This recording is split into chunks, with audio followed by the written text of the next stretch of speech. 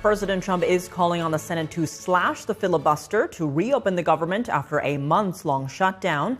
NTD's Washington correspondent Jack Bradley has more.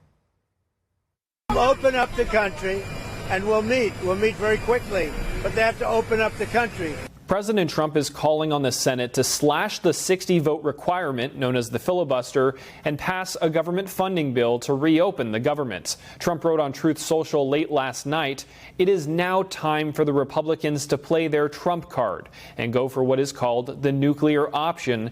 Get rid of the filibuster and get rid of it now." Ending the filibuster would allow for the majority party in the Senate to pass any legislation based upon a simple majority vote. Congressional Democrats tried to get rid of the filibuster during Biden's first 2 years, but were unsuccessful in garnering enough support from their own party. What's at stake here are food stamps, or SNAP benefits, which are set to expire tomorrow. But a federal judge said the Agriculture Department must use its emergency funds to pay out these benefits, of which over 40 million Americans rely on.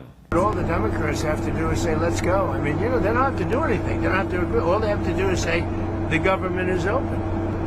And we only need 5 Democrats. When you talk about SNAP, you're talking about largely Democrats. But I'm president. I want to help everybody. I want to help Democrats and Republicans. But when you're talking about SNAP, if you look, it's largely Democrats. They're hurting their own people.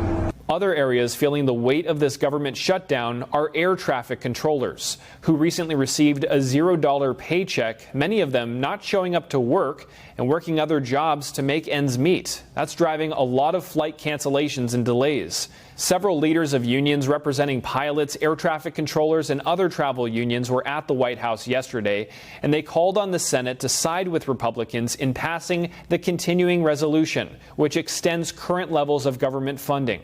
You do not get to take the American people's government hostage and then demand that we give you everything you want in order to pay our air traffic controllers. You're seeing impacts of this shutdown on our airspace, and that means travelers are delayed, travelers are canceled.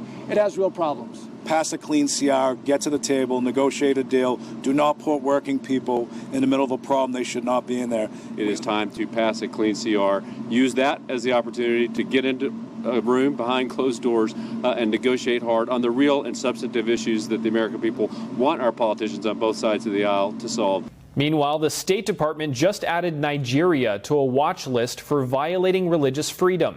President Trump said Christians in the West African nation are under threat. Trump wrote on Truth Social today that Christianity is facing an existential threat in Nigeria. Thousands of Christians are being killed, saying radical Islamists are responsible for this mass slaughter. In response, the State Department added Nigeria to a countries of particular concern list. Other countries on this religious freedom watch list include China, North Korea, and Russia, among others. Reporting by Jack Bradley, NTD News.